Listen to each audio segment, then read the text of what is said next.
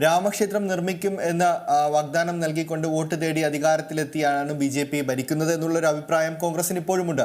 അതുകൊണ്ട് തന്നെ ഇതിപ്പോൾ അയോധ്യയിലെ രാമക്ഷേത്രം നിർമ്മിച്ചു എന്ന് പറഞ്ഞ വോട്ട് തേടാനുള്ള ഒരു ശ്രമം അത് BJPയുടെ ഭാഗത്തു നിന്നും ഉണ്ടാകില്ലേ? അത് ഒരു വരുന്ന 10-20 വർഷമെങ്കിലും ചുരുങ്ങിയത് അവരെ സേഫ് സോണിൽ നിർത്താനുള്ളൊരു സാധ്യതയില്ലേ? അതിനെ മറികടക്കാൻ കോൺഗ്രസിന് എങ്ങനെ സാധിക്കും? ഈ ജനങ്ങളിലേക്ക് ഇറങ്ങിച്ചെന്നുള്ള ഈ ഒരു യാത്ര ഉൾപ്പെടെയുള്ള കാര്യങ്ങൾ അത് മതിയാകുമോ? 1983 BJP രൂപം കൊണ്ട അന്നു മുതൽ BJPയുടെ അജണ്ട എന്താണെന്നുള്ളത് വളരെ വ്യക്തമാണ്. അത് ഇപ്പോഴത്തെ BJP ആയിക്കോട്ടെ, അതിനു മുമ്പുള്ള ജനസംഘം ആയിക്കോട്ടെ, സംഘപരിവാറിന്റെ രാഷ്ട്രീയം ആയിക്കോട്ടെ, അവരുടെ പ്രത്യയശാസ്ത്രം എന്താണ്, അതൊക്കെ നമുക്ക് വളരെ വ്യക്തമായിട്ട് അറിയാം. അപ്പോൾ അവര് ബാബറി മസ്ജിദ് നിലനിന്ന സ്ഥലത്ത് ക്ഷേത്രം പണിതതും എങ്ങനെയാണ് ക്ഷേത്രം പണിത് എന്നുള്ളൊരു ചരിത്രവും അല്ലെ ഇപ്പോൾ ക്ഷേത്രത്തിന്റെ അവിടെ പ്രാണപ്രതിഷ്ഠ ഇന്നലെ നടന്നതും അതൊക്കെ വളരെ കൃത്യമായി തന്നെ നമുക്ക് അതിന്റെ രാഷ്ട്രീയമൊക്കെ വളരെ കൃത്യമായിട്ട് തരുന്നത്. ആ സംഘപരിവാറിന്റെയും BJPയുടെയും രാഷ്ട്രീയത്തോട് യോജിക്കുവാൻ കഴിയാത്തത് കൊണ്ടാണ് ഞങ്ങൾ ഇന്ത്യൻ നാഷണൽ കോൺഗ്രസ് ഔദ്യോഗികമായി തന്നെ ആ ചടങ്ങിൽ പങ്കെടുക്കേണ്ടതില്ല എന്ന് ഞങ്ങൾ കൃത്യമായി തീരുമാനിച്ചത്. പക്ഷെ ഒരു കാര്യം ഞാൻ വളരെ വ്യക്തമായി അടിവരയിട്ട് പറഞ്ഞുകൊള്ളട്ടെ, ഇവിടെ BJPയും RSSും സംഘപരിവാറും ചിന്തിക്കുന്നത് പോലെ മതം മാത്രമല്ല ഈ രാജ്യത്തെ യഥാർത്ഥ വിഷയം എന്ന് പറയുന്നത്.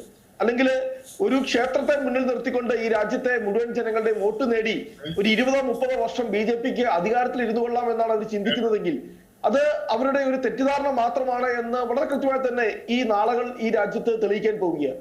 കാരണം ഈ രാജ്യത്തെ യഥാർത്ഥ വിഷയങ്ങൾ, കാരണം 2024 ലോക്സഭാ തെരഞ്ഞെടുപ്പിന് മുന്നോടിയായി ഇവിടെ ബഹുമാനപ്പെട്ട ശങ്കരാചാര്യന്മാർ തന്നെ ചൂണ്ടിക്കാണിച്ചത് ക്ഷേത്രത്തിന്റെ പണി പൂർത്തീകരിച്ചിട്ടില്ല, ക്ഷേത്രത്തിന്റെ പണി അപൂർവമാണ്. മാധ്യമങ്ങളിലൂടെയൊക്കെ നമ്മൾ വായിക്കാനിടയായി, അറിയുവാനിടയായി ക്ഷേത്രത്തിന്റെ മുകളിലത്തെ നില ഇനിയും അതിന്റെ പണികൾ പൂർത്തിയാക്കുവാനുണ്ട്. ശ്രീരാമന്റെ ദർബാർ ഉൾപ്പെടെയുള്ള ഭാഗങ്ങൾ എന്ന് വിശേഷിപ്പിക്കുന്ന ഭാഗങ്ങൾ പണി ഇപ്പോഴും പൂർത്തീകരിച്ചിട്ടില്ല. അപ്പോൾ ശങ്കരാചാര്യന്മാര് ആ വിഷയത്തിൽ ഉന്നയിച്ചത്, കോൺഗ്രസ് എന്ത് നിലപാടെടുത്തോ അത് അവിടെ നിൽക്കട്ടെ. എന്താണ് ബഹുമാനപ്പെട്ട ആചാര്യന്മാർ ഈ വിഷയത്തിൽ പറഞ്ഞത്? അത് എന്ന് പറയുന്നത് തീർച്ചയായും ഈ വിഷയത്തെ രാഷ്ട്രീയവൽക്കരിക്കാൻ ശ്രമിച്ച. അപ്പോൾ ഇവിടെ ഉയർന്ന വളരെ പ്രധാനപ്പെട്ട ചോദ്യമുണ്ട്. 2024 ലോക്സഭാ തെരഞ്ഞെടുപ്പിലേക്ക് BJP കടക്കുമ്പോൾ അവർക്ക് മുന്നിൽ വയ്ക്കുവാൻ മറ്റൊരു വിഷയമില്ലേ? അയോധ്യയിലെ ക്ഷേത്രമല്ലാതെ, ശ്രീരാമ പ്രതിഷ്ഠയല്ലാതെ, ഈ മതമല്ലാതെ, ധ്രുവീകരണ രാഷ്ട്രീയമല്ലാതെ അവർക്ക് ഈ രാജ്യത്തെ ജനങ്ങളോട് സംവേദിക്കുവാൻ, ഈ രാജ്യത്തെ ജനങ്ങളോട് പറയുവാൻ അവർക്ക് മറ്റൊരു വിഷയമില്ലേ? നിങ്ങൾ നടത്തിയ വികസനങ്ങളെ കുറിച്ച് എന്തുകൊണ്ട് നിങ്ങൾ പറയുവാനായിട്ട് നിങ്ങൾ തയ്യാറാകുന്നില്ല? അവിടെയാണ് നിങ്ങളുടെ ഈ ഭരണപരാജയങ്ങൾ ഈ രാജ്യത്ത് വളരെ കൃത്യമായി. അതാണ് ഇവിടെ ശ്രീ രാഹുൽ ഗാന്ധി ഉയർത്തിക്കൊണ്ടുവരുന്നത്. ഏതാനും ആഴ്ചകൾക്ക് മുമ്പ് പാർലമെന്റിൽ നടത്തിയ ആ പറയുന്ന പുകബോംബ് ആക്രമണം, അതിന്റെ വാർത്തകളൊക്കെ തമസ്കരിക്കപ്പെട്ടു കഴിഞ്ഞു. ആ പുകബോംബ് ആക്രമണത്തിന് നേതൃത്വം കൊടുത്ത ആ ആക്രമണത്തെ ഞങ്ങൾ ഒരിക്കലും ന്യായീകരിക്കുകയല്ല, അതിനെ പിന്താങ്ങുകയല്ല, സപ്പോർട്ട് ചെയ്യുകയല്ല. പക്ഷെ അവര് പ്രകടിപ്പിച്ച ഒരു വികാരമുണ്ട്. കാരണം എന്താ, ഈ രാജ്യത്തെ തൊഴിലില്ലാത്ത ചെറുപ്പക്കാര്, ഞങ്ങളൊക്കെ വലിയ വിദ്യാസമ്പന്നരായ ആളുകളാണ്, ഞങ്ങൾക്ക് ഈ രാജ്യത്തെ ഭരണകൂടം തൊഴിൽ നൽകുവാൻ തയ്യാറാകുന്നില്ല. അതിനെതിരെയുള്ള ഒരു പ്രതിഷേധം, ഒരു സിംബോളിക് ആയിട്ടുള്ള ഒരു പ്രൊട്ടസ്റ്റ്, അതാണ് ഞങ്ങൾ പാർലമെന്റിൽ നടത്തിയത്. അപ്പോൾ ഈ രാജ്യത്തെ ജനങ്ങൾ നേരിട്ടുകൊണ്ടിരിക്കുന്ന നിരവധിയായിട്ടുള്ള വിഷയങ്ങളുണ്ട്. അത് ഈ രൂക്ഷമായ തൊഴിലില്ലായ്മ. നമ്മളൊരു കാര്യം മനസ്സിലാക്കേണ്ടതുണ്ട്, ഇന്ന് ഈ രാജ്യം നേരിടുന്ന ഏറ്റവും വലിയ പ്രശ്നം എന്ന് പറയുന്നത് സാമ്പത്തിക അസമത്വമാണ്. അതിന്റെ ഒരേ ഒരു ഉത്തരവാദി എന്ന് പറയുന്നത് കേന്ദ്രം ഭരിക്കുന്ന BJPയുടെ സർക്കാർ തന്നെയാണ്. തീവ്ര വലതുപക്ഷ സാമ്പത്തിക നയങ്ങളിലൂടെ കോർപ്പറേറ്റുകളെ പ്രോത്സാഹിപ്പിച്ചുകൊണ്ട് 2014 അദാനി MD ആയിരുന്നു, 2024 ഗൗതം അദാനി എവിടെ എത്തി നിൽക്കുന്നു എന്നത് വളരെ വ്യക്തമാണ്. ഈ കഴിഞ്ഞ 100-125 വർഷത്തെ ഇന്ത്യയിൽ വളരെ കൃത്യമായി തന്നെ സാമ്പത്തികമായ റെക്കോർഡുകൾ പരിശോധിച്ചു കഴിഞ്ഞാൽ ഏറ്റവും വലിയ സാമ്പത്തിക അസമത്വത്തിലൂടെയാണ് ഈ രാജ്യം ഇന്ന് കടന്നു പോകുന്നത്. ഇന്ന് ഈ രാജ്യത്തിന്റെ ഒരു 80% സമ്പത്ത് എന്ന് പറയുന്നത്, 90% സമ്പത്ത് എന്ന് പറയുന്നത് 10% താഴെ മാത്രം ആളുകൾ നിയന്ത്രിക്കുന്ന അതിഭീകരമായിട്ടുള്ള ഒരു സാമ്പത്തിക അസമത്വത്തിലൂടെയാണ് ഈ രാജ്യം കടന്നു പോകുന്നത്. ജനങ്ങള് തൊഴിലില്ലാതെ ഉള്ള ജനങ്ങളുടെ എണ്ണം കോടിക്കണക്കിലേക്ക് ജനങ്ങളുടെ എണ്ണം എത്തിയിരിക്കുന്നു. അല്ലെ, നാഷണൽ എംപ്ലോയ്മെന്റ് സർവേ ഒക്കെ പ്രകാരം അത് എന്ന് പറയുന്ന ഇന്ത്യൻ സ്റ്റാറ്റിസ്റ്റിക്കൽ ഇൻസ്റ്റിറ്റ്യൂട്ട് തന്നെ അവരുടെ റിപ്പോർട്ട് പുറത്തുകൊണ്ടു വരുമ്പോൾ കേന്ദ്ര ഗവൺമെന്റ് സമ്മതിച്ചില്ല. ഏതാനും വർഷങ്ങൾക്ക് മുൻപേ, 1-2 വർഷങ്ങൾക്ക് മുൻപേ ആ പുതിയ കോവിഡിന് ശേഷം അല്ലെങ്കിൽ ഈ പറയുന്ന കറൻസി പിൻവലിക്കലിന് ശേഷം മാത്രം ഇന്ത്യയിലെ 4 കോടി ആളുകൾക്ക് തൊഴിൽ നഷ്ടപ്പെട്ടു എന്ന് പറയുന്നത്. അത്രമാത്രം വലിയ സാമ്പത്തിക അസമത്വത്തിലാണ്. തൊഴിലില്ലായ്മ ഈ രാജ്യത്തെ തുറച്ചു നോക്കുകയാണ്. കാർഷിക പ്രശ്നം ഈ രാജ്യത്തെ തുറച്ചു നോക്കുകയാണ്. ഈ രാജ്യത്തെ ദളിതരുൾപ്പെടെയുള്ള, പിന്നോക്കക്കാരുൾപ്പെടെയുള്ള അവർക്കെതിരെ നടക്കുന്ന അതിക്രമങ്ങൾ, റിപ്പബ്ലിക്കിന്റെ 74ാം വാർഷികത്തിലേക്ക് നമ്മൾ കടക്കുമ്പോൾ മുമ്പൊന്നും ഇല്ലാത്ത വിധമാണ് ഈ രാജ്യത്തെ ദളിതർക്കെതിരെ നടക്കുന്ന ആക്രമണങ്ങൾ. പുതിയ കണക്കുകൾ പറയുന്നത് ഈ കഴിഞ്ഞ വർഷമൊക്കെ റിപ്പോർട്ട് ചെയ്തിരിക്കുന്നത് ഏറ്റവും ഉയർന്ന രീതിയിലുള്ള ദളിതർക്കെതിരെ നടന്ന ആക്രമണങ്ങളാണ് ഈ രാജ്യത്ത് റിപ്പോർട്ട് ചെയ്തിരിക്കുന്നത്. ഇപ്പോൾ ഈ ഹിമന്ത ബിശ്വ ശർമ്മയുടെ അദ്ദേഹത്തിന് തന്നെ ഒരു ട്വീറ്റ് ഏതാനും പിന്നെ ഈ പറയുന്ന എക്സില് അദ്ദേഹം പിന്നെ പോസ്റ്റ് ചെയ്തത് വലിയ വിവാദമായിരുന്നു. അദ്ദേഹം പറഞ്ഞ എന്താണ്, ഈ രാജ്യത്ത് ചാതുർവർണ്ണ വ്യവസ്ഥയിലേക്ക് തിരിച്ചു പോകണം, അല്ലെ ബ്രാഹ്മണനെ പൂജിക്കുന്ന, ബ്രാഹ്മണന് പാദസേവ ചെയ്യുന്ന, അല്ലെ ബ്രാഹ്മണന് കീഴ്പ്പെട്ടുകൊണ്ട് മറ്റ് ജാതിക്കാർ നിൽക്കുന്ന ആ ചാതുർവർണ്ണ വ്യവസ്ഥയിലേക്ക് പോകണമെന്ന് പിന്നെ സാമൂഹ്യ മാധ്യമങ്ങളിലൂടെ പ്രകടിപ്പിച്ചത് ആസാമിന്റെ മുഖ്യമന്ത്രി ഹിമന്ത ബിശ്വ ശർമ്മയാണ്. അപ്പോൾ എന്താണ് സംഘപരിവാരം ആഗ്രഹിക്കുന്ന ഇന്ത്യ, എന്താണ് അവർ മുന്നോട്ട് വയ്ക്കാൻ പോകുന്ന ഇന്ത്യ?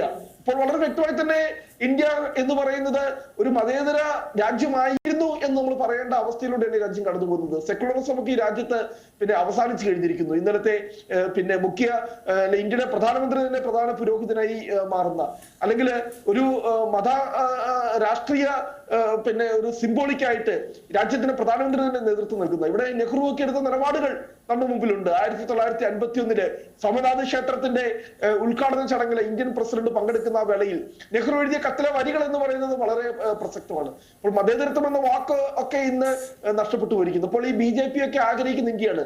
മോദി പറയുന്നു ഇത് എല്ലാവരുടെയുമാണ്, അല്ലെങ്കിൽ സബ്കാ വികാസ്, എല്ലാവരുടെയും വികസനമാണെന്ന് പറയുന്നു. പക്ഷേ മോദി പറയുന്ന ഇന്ത്യയിൽ ഒരു പിന്നെ ഈ രാജ്യത്തെ മതന്യൂനപക്ഷങ്ങൾക്ക് സ്ഥാനമില്ലാതെ വരുന്ന ഒരു സാഹചര്യത്തിലേക്ക് പോകുന്നു. ഇവിടെ BJPയുടെ പ്രതിനിധി ഒരു കാര്യം ചൂണ്ടിക്കാണിക്കുകയുണ്ടായി. അദ്ദേഹം പറഞ്ഞത് ഈ രാജ്യത്തുള്ള വിഷയങ്ങളുടെ മുഴുവൻ ഉത്തരവാദി എന്ന് പറയുന്നത് കോൺഗ്രസ് ആണ്. പഞ്ചാബിന്റെ പ്രശ്നം, മിസോറാമിലെ പ്രശ്നം. പ്രിയപ്പെട്ട സുഹൃത്തെ, ഒന്ന് മാത്രം ഞാൻ ചൂണ്ടിക്കാണിച്ചുകൊള്ളട്ടെ. ഈ വൈവിധ്യങ്ങളുടെ ഇന്ത്യയെ ബ്രിട്ടീഷുകാർ തകർത്ത് തരിപ്പണമാക്കി പോയ ഇന്ത്യയെ, അല്ലെങ്കിൽ തമ്മിലടിക്കുന്ന ഈ രാജ്യത്തെ ഒന്നിപ്പിച്ചു നിർത്തുവാൻ വേണ്ടി കോൺഗ്രസ് നടത്തിയ ത്യാഗങ്ങൾ, അതിന്റെ ഒരു 7 അയലോക്കത്ത് വരുന്ന ഒരു ത്യാഗത്തിന്റെ കഥയെങ്കിലും, അതിന്റെ ഒരു 1000-ൽ-1 അംശത്തിന്റെ ത്യാഗത്തിന്റെയും രക്തസാക്ഷിത്വത്തിന്റെയും കഥയെങ്കിലും BJPക്ക് പറയാനുണ്ടോ?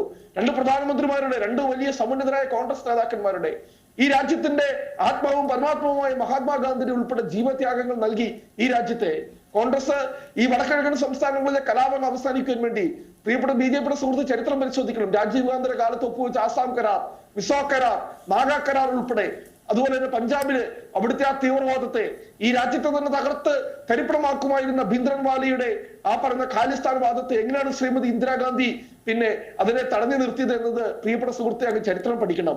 ഇന്ദിരാഗാന്ധിയുടെ സുരക്ഷാ വലയത്തിലെ സിഖ് പട്ടാളക്കാരെ പിൻവലിക്കണമെന്ന ഫയൽ നിർദ്ദേശിച്ചുകൊണ്ടുള്ള റോയുടെ റിസർച്ച് ആൻഡ് അനാലിസിസ് വിങ്ങിന്റെ ഫയൽ ഇന്ദിരാഗാന്ധിയുടെ മുമ്പിൽ എത്തിയപ്പോൾ ഇന്ത്യയുടെ പ്രധാനമന്ത്രിയായിരുന്ന ധീരവനിത ഇന്ദിരാഗാന്ധി അതിന് താഴെ എഴുതിയത് "ആർ വി സെക്കുലർ" എന്നാണ്. ഒരു അല്ലെങ്കിൽ ഒരു തെറ്റിദ്ധാരണയുടെ പേരിൽ, അല്ലെങ്കിൽ ഒരു പിന്നെ ഞാൻ ഒരു ഏതെങ്കിലും പ്രത്യേക മതവിഭാഗത്തിൽപ്പെടുന്ന ഒരാളെ ഞാൻ മാറ്റി നിർത്തിയാൽ, എന്റെ സുരക്ഷാ വലയത്തിൽ നിന്നും ഞാൻ മാറ്റി നിർത്തിയാൽ അന്നു മുതൽ ഞാൻ ഒരു ഇന്ത്യക്കാരി അല്ലാതായി മാറുമെന്നതാണ് ഇന്ദിരാഗാന്ധി എടുത്ത സ്റ്റാൻഡ്. ഏറ്റവും പുതിയ വാർത്തകളും വിശേഷങ്ങളും വിരൽ തുമ്പിലറിയാൻ Zee മലയാളം ന്യൂസ് എല്ലാ ഡിജിറ്റൽ പ്ലാറ്റ്ഫോമുകളിലും ലഭ്യം.